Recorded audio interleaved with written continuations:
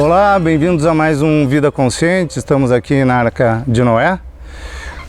Ao nosso lado aqui araras, atrás temos tartarugas, temos os nossos plantadores de pinhão.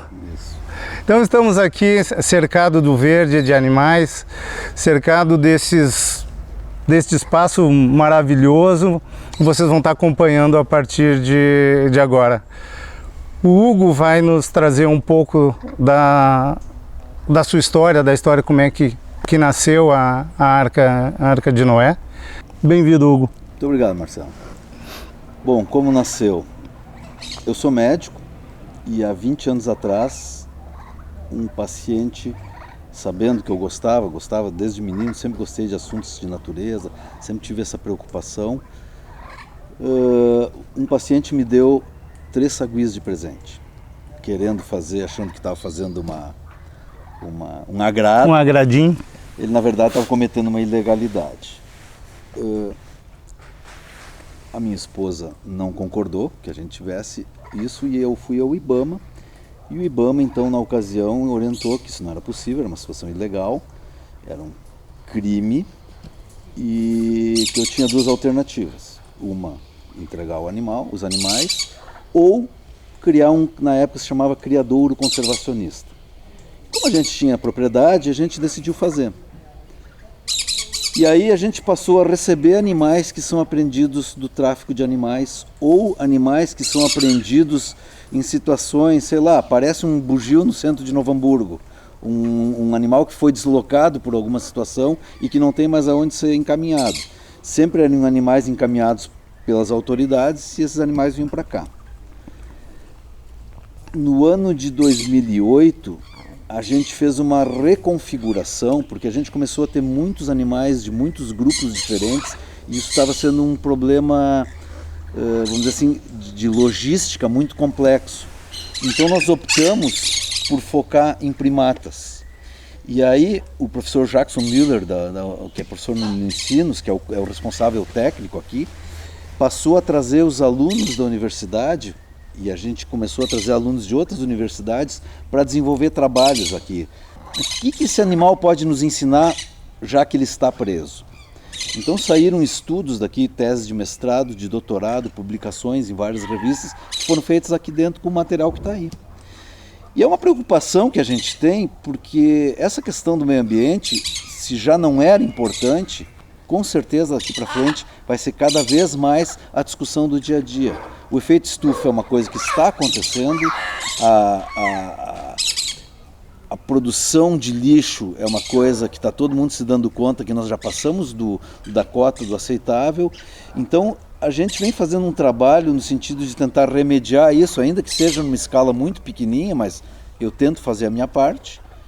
A gente tenta trabalhar as outras coisas que estão ligadas, como eu te falei, a gente instalou energia fotovoltaica, a gente usa água de fonte, água da chuva, a gente tem um manejo todo preocupado com a questão do lixo, o resíduo orgânico vai para uma composteira, o outro resíduo é recolhido pela prefeitura, e a gente está fazendo, que eu digo nós agora, a família, estamos fazendo uma discussão sobre o nosso consumo, para ver o que nós podemos mudar do nosso consumo para tentar diminuir o que eles chamam da pegada, né, o footprint, a nossa pegada no planeta. Quer dizer, o que eu posso fazer... O que eu deixo? Sem que seja um grande sacrifício, enfim, mas para que lá, se todo mundo fizer um pouquinho, que lá no final das contas, o impacto seja menor. Num dos momentos que a gente estava conversando aqui, o Hugo trouxe uma colocação, nem vou dizer uma colocação, um ponto de vista, né? Onde tu pega um determinado assunto e gira, né? E eu queria compartilhar isso com vocês, que é uma das coisas que a gente vem conversando. Eu tenho a mesma visão, mas é uma das coisas que tu colocou, que eu acho que vale a gente trazer aqui, o planeta é nosso, os animais que estão lá fora são nossos. É tão meu Aqui do lado, esse barulho que vocês estão ouvindo, tem uma arara azul aqui que está enlouquecida gritando. Ela é nossa. Eu tenho o direito de exigir de ela estar solta. Só que ele não tem o direito de prender. Eu tenho o direito de exigir que tu não suje o rio, que tu não derrube uma árvore, que tu não bote fogo. Não. Então a gente estava conversando um pouco sobre isso, né? Somos pais, estamos num processo de formar, eu com um filho ainda pequeno. A gente tem essa obrigação moral, né? Acho que conosco, de deixar isso como legado. Eu acho que é isso, né? Um dos grandes pontos. Acho que a gente tem o direito de se apropriar do que está errado sobre a ótica de eu não querer isso.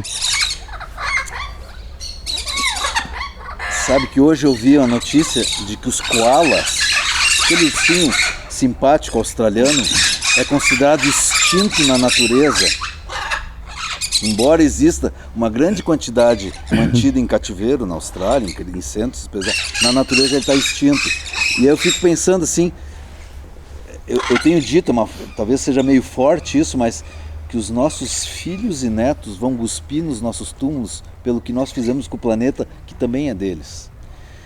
A velocidade como isso aconteceu e vem acontecendo, e a falta de sensibilidade de alguns setores da sociedade para olhar essa questão do meio ambiente, porque sabe, se a gente pensar, a gente vive num aquário, e tu não consegue sujar a água de um aquário só num canto do aquário, mais cedo ou mais tarde, toda a água está suja. Então, a gente tem que discutir.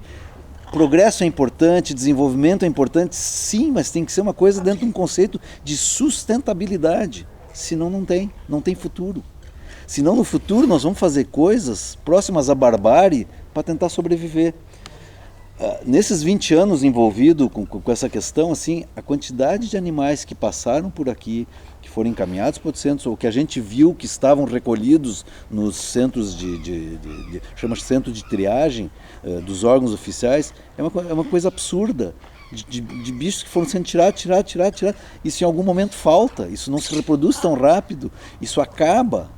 E aí a gente já está tendo, esses números começam a aparecer de uma forma cada vez mais alarmante. E ainda tem gente achando que não, que dá para liberar caça, que não tem problema de uso da forma como nós estamos fazendo com o agrotóxico, de que o nosso consumo não precisa, tem que mudar. Isso não significa que a gente não vai mais gastar, não vai mais comer, não é isso. É que nós temos que mudar a forma como nós pensamos, a forma como nós vivemos. A próxima geração vai viver de uma forma muito diferente do que nós estamos vivendo, por conta do que nós fizemos com o planeta, que também é deles.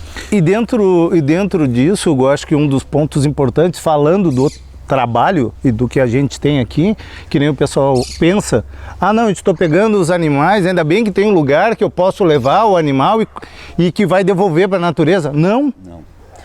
Inclusive assim, o nome Arca de Noé, ele surgiu de uma visão romântica e completamente inadequada. Qual era a ideia que a gente tinha? Então, eu vou ter um casal de macaquinho, esse casal vai ter filhote, quando esse filhote estiver numa idade adequada, eu vou soltar o macaquinho. Não, isso não funciona assim. E aí vai ter especialistas que vão explicar por quê. Não pode pegar um macaco daqui, um macaco de lá, cruzar e botar. Não pode, ainda que sejam da mesma espécie, isso tem implicações genéticas. Não pode pegar um animal que está no cativeiro e simplesmente soltar. Tu pode estar introduzindo no meio ambiente uma doença. Não é assim que funciona. Então, assim, o nome ficou do projeto, mas a gente não pensa mais isso, né? Tanto que, assim, se tiver algum manejo, chama-se manejo, né? Tiver algum manejo para ser feito com algum animal que está aqui, esse manejo quem vai fazer é o órgão. Eles é que vão solicitar, queremos um animal para mandar para não sei aonde, isso é com eles, não somos nós que fazemos. Nós só recebemos os animais dentro daquilo que a gente pode receber, tenta oferecer o melhor possível dentro do que as condições oferecem, e esses animais estão aqui, então tem alunos das universidades que estão vindo aqui, ter algum contato com isso, ter a possibilidade de ver isso de perto, de pensar, e talvez a gente tenha que olhar os animais e refletir de por que eles estão aqui, né? Essa é a parte. Eu acho que zoológicos são importantes. Por quê? Porque hoje em dia os zoológicos, eles muito mais do que mostrar animais, eles são centros de reprodução de animais que estão ameaçados de extinção. Extinção é para sempre. Então, se a gente não juntar as forças e tentar combater isso, Aonde ainda dá, né? Onde ainda dá, pode não ser, o ideal era que ele não chegasse nesse ponto. Bom, mas nós não estamos vivendo num mundo ideal, nós estamos vivendo num mundo real, extinção é para sempre. Então existem esses esforços de centros que fazem a reprodução de animais em cativeiro para que futuramente, quem sabe, a gente possa pensar uma forma de devolvê-los à natureza. Mas muitos animais que vêm para cá, eles vão passar o fim da vida deles aqui, infelizmente, não tem alternativa. Tu pode falar ou dar uma ideia de volume? Nós temos 120 macacos, deve ter umas 400 aves, mais uns 400 répteis, em torno disso, em torno de 1000 animais, não sei exatamente. Isso que eu não falei da parte dos peixes, né, que daí... E a ideia é usar esse espaço e trabalhar com educação ambiental, sobretudo em crianças, para que essas crianças, quando maiores, tenham uma visão diferente da natureza do que nós e os nossos pais tiveram. Os nossos pais e avós, eles foram criados num mundo diferente, com uma visão diferente. Um mundo que nem existe mais, né? Exato. A gente está sendo criado num mundo em que os sinais estão aí, né? A gente falou das tempestades, né? Quer dizer, nós estamos vivendo uma mudança de clima e que isso vai com certeza impactar, inclusive economicamente, no nosso futuro. E que nós vamos ter que tomar medidas e talvez vamos ter que mudar uma série de comportamentos. Eu fico imaginando se a gente tiver que mudar o uso da água, da forma como nós fazemos. Veja, a gente trata a água para puxar descarga. Então eu imagino que é muito melhor a gente ir se preparando para uma mudança de paradigma, digamos assim, e estar preparado para isso e dizer, bom, eu já me preparei, isso já não me faz falta, do que tu tá com uma vida estruturada para viver de um jeito e a partir de amanhã tu tens que viver de outro jeito. É engraçado que a gente, né, eu moro num sítio, fazem 2 anos. Tu, apesar de não morar, convive, né, frequentemente aqui.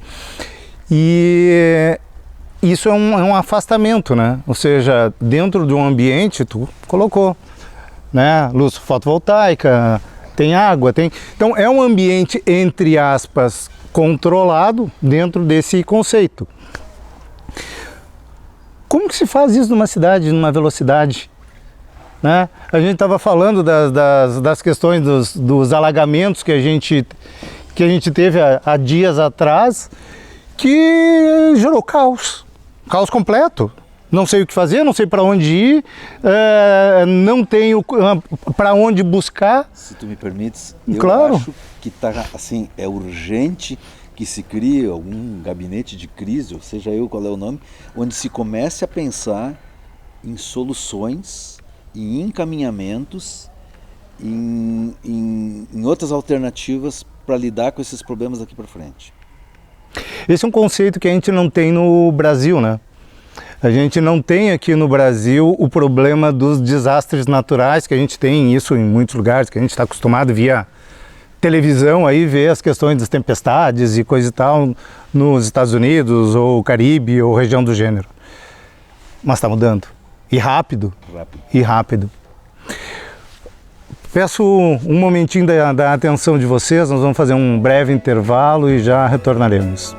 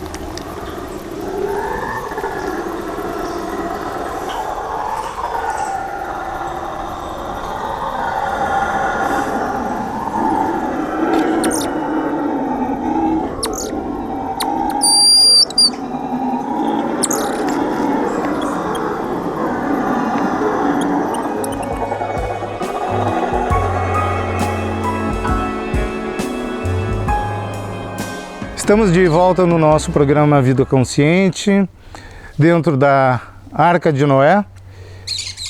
E voltando ao assunto, Hugo, eu gostaria de trazer, logo na volta aqui do nosso intervalo, uma questão importante que, por ética, eu tenho certeza que o Hugo não comentaria mais, mas eu vou provocar ele aqui um pouquinho, que é a gente está dentro de um local particular que é mantido pelo Hugo.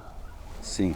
Pela família do Hugo. Pela família do Hugo. Né? Então, isso é uma coisa importante. Hoje aqui o que se faz não vem verba do governo, não vem verba de ninguém. Isso aqui é um projeto, é uma concepção de valores do Hugo e da sua família.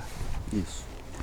Na verdade, é interessante porque a gente não tem no Brasil uma tradição de ajudar um projeto, seja ele de que área que for, porque o projeto é um projeto bom e a gente entende que projetos bons, ainda que sejam uma ajuda social, que a gente deva fazer isso simplesmente porque é o certo.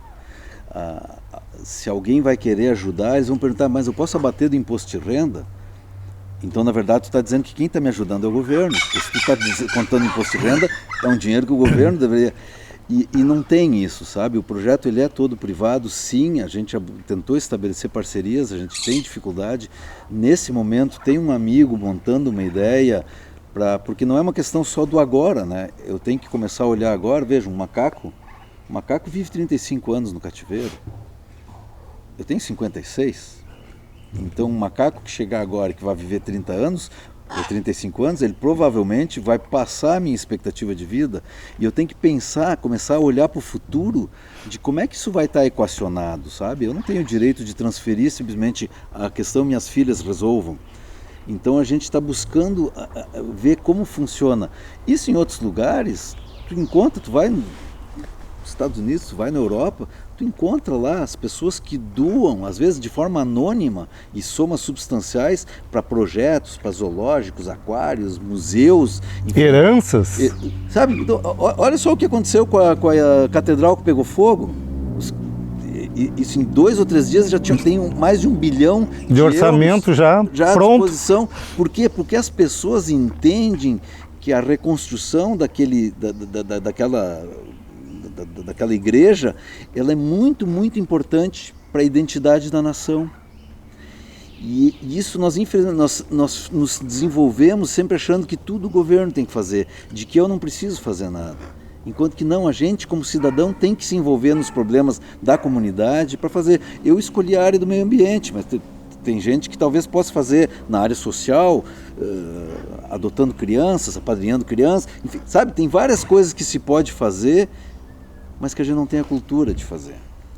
E aí é difícil, sabe? Eu continuo dizendo assim, eu faço porque eu sou teimoso, mas eu faço porque eu acho que é o certo. A gente está tentando criar um conceito de sustentabilidade, de responsabilidade frente ao meio ambiente. Se isso vai, sabe, só o futuro para dizer se eu estou certo ou se eu estou errado, né? Com certeza houve um grande envolvimento da família. Se a minha esposa Adélia não tivesse me apoiado ao longo desse, isso não seria possível fazer, porque isso não envolve só dinheiro, envolve tempo e dedicação, envolve tu estar em casa sabendo que tem um avião vindo de Rio Branco, no Acre, que vai chegar a 1h30 da manhã e, portanto, às 2 horas da manhã tu tem que estar no aeroporto para buscar um macaco que está dentro de uma caixa desde não sei que horas do dia anterior, e esse macaco tem que receber comida e água, e aí ele tem que ser transportado para cá. Então às 4 horas da manhã eu estou chegando no sítio com um macaco, sabe? Então se tu não tem uma parceria junto, isso não se sustenta. Sei bem. A coisa inviabiliza, ou inviabiliza a família, ou inviabiliza o projeto. Não vai dar junto. Assim, a minha família é parceira. E é um grande legado, né? O que está sendo deixado. Veja, eu não estou fazendo porque eu quero que alguém diga o Hugo fez. Sim. Eu estou fazendo porque eu acho que tem que ser feito, sabe? Eu não quero virar nome de rua, eu não é essa legado nesse sentido, mas um legado de que, olha, alguém fez. Alguém plantou há 60 anos atrás pinheiros e agora nós temos um pinheiral que está dando pinhões. Quem é que plantou, não sei, mas alguém fez e isso é importante. Eu tenho feito aqui no mato, eu tenho plantado muita árvore frutífera e árvores que existiam aqui no passado que foram colhidas, as chamadas madeira de lei. Até eu trouxe a minha turma de faculdade aqui, que se formou comigo, e fiz meus colegas plantarem uma árvore, e foi um fim de semana de julho, chovendo para burro, e todos eles quiseram botar a mão na pá para plantar plantamos um pau-brasil. Veio a turma da minha filha que se formou em pedagogia, plantaram um cedro. Então assim, a gente vem buscando essa coisa de plantar árvores que signifiquem alguma coisa Viu? Cada um quer deixar um pouquinho da sua história, né? Mas enfim, de fazer coisas, sabe? No futuro, quando o cedro estiver dando sementes e essas sementes estiverem brotando outros cedros, ninguém vai saber que fui eu que plantei, que foi a minha filha que plantou, mas não importa. Não é isso, não é isso, né? E é como muita gente poderia estar fazendo, sabe? Discutir a forma como nós estamos consumindo e produzindo lixo não é nada demais, sabe? A Suécia não tem lixo. A Suécia reaproveita tudo que é possível reaproveitar e o que não dá para reaproveitar transforma em energia. O lixo pode ser um bom negócio. Sim. Até isso, né? A gente olhar essas coisas de outro jeito. Hoje eu coloquei no Facebook que se fez um levantamento, existiriam apenas 300 onças livres na Mata Atlântica. Aí uma amiga minha colocou que na fazenda dela, ela mora em Minas, em algum lugar, tem muitas. Eu acho que não tem tantas assim, mas enfim, eu disse que bom, quem sabe no futuro isso não seja uma coisa lucrativa para ti. Sabe, se tu olhar que tu diz, não, eu tenho uma onça na propriedade, pô, podia organizar que as pessoas pagassem para vir aqui olhar a onça.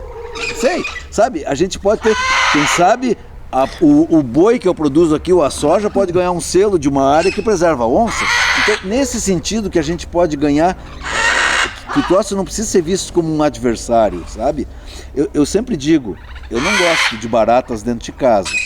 Eu acho que por razões de higiene, de saúde, a gente não deve ter baratas dentro de casa. Mas eu não acho que eu tenho o direito de querer que elas sejam exterminadas do planeta. E é assim que a gente tem que começar a olhar. Quer dizer, aqui nessa propriedade não se mata cobra. Mas eu não quero cobras venenosas andando aqui. Não, o que a gente faz? A gente recolhe e leva para outro lugar, aqui próximo. Onde não possam causar perigo para ninguém, mas elas têm direito de viver, elas são importantes dentro do meio ambiente. Essas coisas estão conectadas, sabe? Como a gente falou antes, né, na história de girar um pouco, o planeta é meu e delas também, né? Óbvio. Que direito tenho eu de fazer e de tomar ações frente a todos, inclusive a próprios animais que estão aí. E esse é o grande ponto, e uma das coisas que a gente vê aqui dentro, quando a gente fala de macaco, né? Estamos falando aqui, a gente tem macaco do Brasil inteiro aqui dentro. Com certeza.